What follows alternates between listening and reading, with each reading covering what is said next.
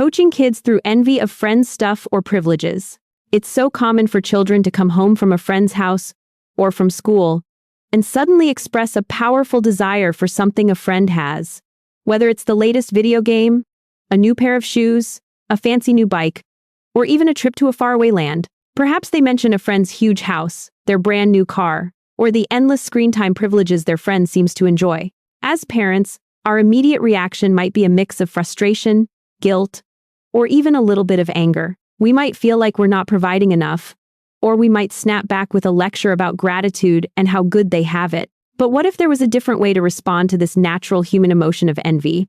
A way that actually strengthens your child's emotional intelligence, builds their sense of self-worth, and teaches genuine gratitude without a hint of shame? Today, we're going to dive into how you can skillfully coach your child through these moments of comparison and envy. You'll discover how to respond in a way that truly validates their feelings while gently guiding them toward perspective, appreciation, and a deeper understanding of what truly matters to your family. This isn't about shutting down their desires or making them feel bad for wanting things. It's about building the emotional muscles they need to navigate a world that constantly bombards them with reasons to compare. By the end of this conversation, you'll have practical scripts and a clearer understanding of how these everyday moments become powerful opportunities to build your child's brain architecture for resilience and contentment. If this idea of turning tricky moments into powerful teaching opportunities is resonating with you already, take a moment to like this video.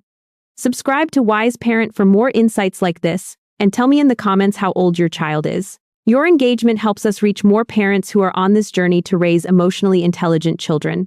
Let's be honest. Comparison is a part of the human experience. As adults, we often find ourselves scrolling through social media, seeing highlight reels of other people's lives, and feeling that familiar pang of, I wish I had that, or why don't I get to do that? Our children are no different, but their developing brains have an even harder time processing these complex emotions. For young children, their world is very concrete. They see a friend's new toy and simply register. That looks fun. I want it. They don't yet have the cognitive tools to understand family budgets, different priorities, or the effort that goes into acquiring certain possessions or experiences. This isn't about them being greedy or ungrateful. It's a normal part of how they learn about the world and their place in it.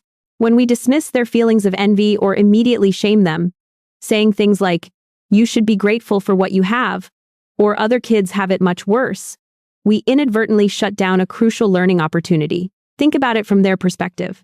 They've come to you, perhaps feeling vulnerable or confused by their own desires, and instead of connection, they receive judgment. This teaches them to hide their true feelings from you, or to suppress an emotion that is perfectly natural, though uncomfortable. This breaks the very connection we're trying to build. And without connection, true teaching cannot happen. Remember, emotional safety is always the prerequisite for any kind of skill building or learning. A child's brain is wired for connection, and when they feel safe and seen, they are open to receiving guidance. So, how do we respond to these moments of envy in a way that builds emotional intelligence and fosters gratitude? It starts with a multi-step approach that prioritizes connection, validates their feelings, and then gently expands their perspective. The very first and most crucial step is to acknowledge and validate their desire. This might sound counterintuitive, especially when you want to immediately jump to gratitude. But hear me out. When your child expresses envy, they are sharing an intense feeling with you. If you respond with a dismissal, their emotional brain hears, my feelings are wrong, or mommy, daddy doesn't understand me. Instead, lean into curiosity and empathy. Try a script that mirrors their feelings back to them. You could say something like, wow, it sounds like you really wish you could have a scooter just like Maya's. That new scooter looks really fast and fun, doesn't it? Or, you really wish we could go on a big vacation to Disneyland like the Johnsons did. It must look amazing in their pictures. Notice what this does. It shows your child that you hear them, you see their desire, and you understand why it's appealing. This isn't agreement to buy the item or take the trip. It's simply validating their emotional experience. When a child feels truly understood, their nervous system can calm down, and they become more receptive to what you have to say next. This is the foundation of co-regulation, helping them process their strong feelings by first providing a safe, understanding space. You are being a brain architect here, laying down neural pathways for emotional self-awareness and regulation. Once you've acknowledged their desire, the next step is to gently explain your family's values and limits with empathy. This is where you connect your family's choices to your core beliefs, rather than just saying no. Instead of "we can't afford that," which can sometimes instill a sense of scarcity or shame, you can phrase it like, "Yes, that scooter looks incredible. We've chosen as a family to prioritize spending our money on things like building our college savings account, or making sure we have extra funds for our annual camping trip, which we all love. Or perhaps, going on a big trip like that is wonderful. Our family chooses to use our resources for things like visiting grandma and grandpa every summer, or taking lessons for your piano. Those are the things that are really important to us right now." This approach teaches your child that resources are finite, yes, but also that choices are made based on what your family collectively values. It introduces them to the concept of priorities and how those priorities reflect your family's unique identity and what matters most to you. It helps them understand that different families make different choices. And that's okay. This isn't about being better or worse, just different. This kind of conversation fosters a sense of belonging to your family's unique culture and values, which is deeply confidence-building for a child. They learn that their family has a deliberate way of living, and they are a part of it. If you are finding these practical scripts helpful for navigating these tricky parenting moments, please consider sharing this video with another parent who might be struggling with similar issues. And if you haven't yet, subscribe to Wise Parent so you don't miss out on more insights designed to make your parenting journey smoother and more connected. Your support truly helps us reach and empower more families. After validating their feelings and explaining your family's values and limits, the third crucial step is to encourage them to notice what they already have and what truly matters to your family, without dismissing their initial desire. The key here is to shift their focus, not to invalidate their longing. You've already done the work of validating their feeling. Now you can gently broaden their perspective. You might say, "It's fun to imagine having a giant playhouse like Lily's. But I wonder, what are some of the things we have in our own yard that you really love to play with? Remember that fort we built? Or how much fun we have on the swing set? Or, in the case of the big vacation, a trip to Disneyland sounds like an incredible adventure. And while we're not doing that this year, what's something special our family gets to do together that you really enjoy? Maybe it's our family movie night with popcorn, or our tradition of visiting the pumpkin patch every fall. Those are special to us, aren't they?"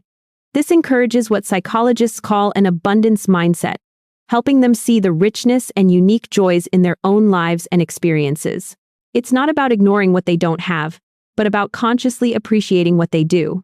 This builds a foundation for gratitude, not as a forced lesson, but as a genuine appreciation discovered through reflection.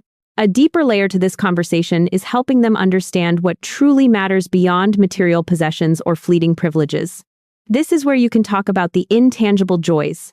You could say, having a new toy can be fun for a little while, but what truly makes us happy in the long run? Is it the toy itself? Or the time we spend playing with people we love? Or the memories we make together? Or, while a big house might have more rooms, what's most important in our home? Is it the size of the rooms? Or the laughter we share? The cuddles on the couch? Or knowing we're always here for each other? These conversations are powerful. They teach children that relationships, love, kindness, shared experiences, and a sense of belonging are far more valuable and enduring than any possession or privilege. This goes right back to our core parenting DNA, connection over control, and building emotional intelligence. When you have these discussions, you're not just talking about money or things, you're shaping their brain architecture to prioritize inner richness and human connection. You're helping them develop self-worth that isn't tied to what they own or what they can do, but to who they are and the loving bonds they share. Finally, remember that your actions speak louder than your words. Model gratitude in your own life. Talk about things you appreciate, whether it's a beautiful sunset, a kind gesture from a friend, or a warm meal. When you openly express gratitude for the simple, everyday joys, your child learns from your example. They see that contentment doesn't come from constant acquisition, but from appreciating what is already present. These daily interactions are the building blocks of their brain, shaping their perspective and their ability to find joy in their own unique life. Raising children in a comparison-heavy world is challenging, but you have the power to equip them with incredible emotional tools. By validating their feelings, explaining your family's values with empathy, and gently guiding them towards gratitude and perspective, you are nurturing emotionally intelligent, confident, and secure individuals. You are helping them build an inner compass that points not to what others have, but to the richness of their own experience and the unwavering love within your family. So, take one of these scripts and try it out the next time your child expresses envy. See how it changes the conversation and strengthens your connection. If this video has helped you feel more confident in navigating these tricky moments, please like it. Subscribe to Wise Parent for more supportive parenting advice, and share in the comments one thing you're grateful for in your family today. And remember, every day is a new opportunity to be a wise and loving guide for your child.